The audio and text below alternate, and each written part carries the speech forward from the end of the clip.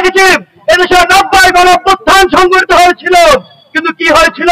90 গণঅভ্যুত্থান পরবর্তীতে এদেশের সর্বপ্রথম গণঅভ্যুত্থানের যে কমিটমেন্ট ব্রেক করেছিল এদেশের জাতীয়তাবাদী দল বিএনপি।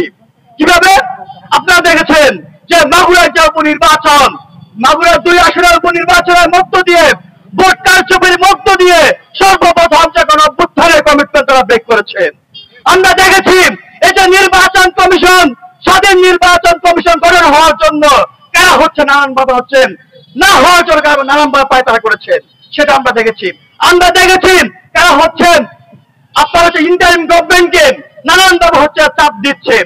আমরা দেখি 90 গণঅভ্যুত্থান পরবর্তীতে কিভাবে কেয়ারটেকার সরকার না হওয়ার জন্য কারা নানান চলচাতুর আশ্রয় দিচ্ছে। আমরা দেখেছি কিভাবে কেয়ারটেকার গভর্নমেন্টের বিরুদ্ধে লোক বসানোর জন্য কিভাবে বিচার বোর্ডের বয়স বাড়িয়ে দেওয়া হয়েছে, আমরা সেটা দেখেছি। আমরা একটা কথা বলতে চাই, হাসিনা বারবার করে তার ক্ষমতাকে কুক্ষিগত করে রাখার জন্য এই যে সাংবিধানিক প্রতিষ্ঠানগুলো আছে, সেই সাংবিধানিক প্রতিষ্ঠানগুলা যে সংবিধানের নাম করে তার লোকজন সেখানে বসিয়েছে। আমরা একইভাবে দেখেছি বিএনপি বসিয়েছে। কিন্তু আমরা জানাতে চাই যে আমাদের যে গণঅভ্যুত্থানের যে অঙ্গীকার, সেই অঙ্গীকার আমরা বারবার করে বলেছি, সেটা শুধুমাত্র রাবণ শেষ করার জন্য নয়। আমরা বারবার করে একবার আওয়ামী লীগকে খেতাবো, একবার বিএনপি খেতাবো, আমাদের সেটা চাই না। আমরা বারবার করে বলতে চাই এদেশের ছাত্র জনতা গণঅভ্যুত্থান 90 একটা গণঅভ্যুত্থান সংগঠিত করেছে, 24 একটা গণঅভ্যুত্থান সংগঠিত করেছে, কিন্তু আমরা 90 আমরা হতাশ হয়েছি। 24 যে জাগ্রত তরুণ তারা হতাশ হতে চায় না। আমরা দেখেছি আজকে বিএনপির নেতৃত্ব থেকে বলা হচ্ছে যে যদি নাকি স্বাধীন নিয়োগ কমিশন যদি গঠন করা হয় তাহলে নাকি নির্বাহী বিভাগের ক্ষমতা হ্রাস পাবে। আমরা বলতে চাই এটা আপনাদের আরেকটা দুর্বিষণ নিয়ে, এটা আপনাদের আরেকটা কুচ্ছল।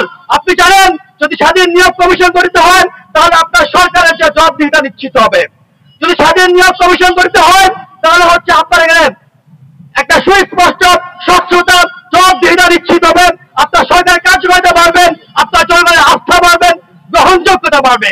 কিন্তু আপনারা যারা হচ্ছে নানান কুটকুট আশ্রয় দিতে চান তাদেরকে আমরা হুঁশিয়ারি দিতে চাই। সর্বশেষ একটা কথা বলতে চাই, যারা হচ্ছেন ক্ষমতাকে কুক্ষিগত করে রাখতে চান, যারা 90 পরবর্তী কমিটমেন্ট ব্রেক করে 24 সালে কমিটমেন্ট ব্রেক করতে চান, তাদেরকে আমরা হুঁশিয়ারি দিতে চাই। যারা হাসিনা উঠতে চায়, হাসিনার মতো কুক্ষিগত করে রাখতে চায়, তাদের পরিণতি আবার হাসিনার মতো হবে। আমরা বলতে চাই হাসিনাকে ঘাটানোর জন্য 24 তারিখে মাত্র 37 দিন লেগেছিল, আপনাদেরকে ঘাটানোর জন্য 37 দিন লাগবে না, 36 ঘন্টা যথেষ্ট। সবাইকে ইনকিলাব জিন্দাবাদ।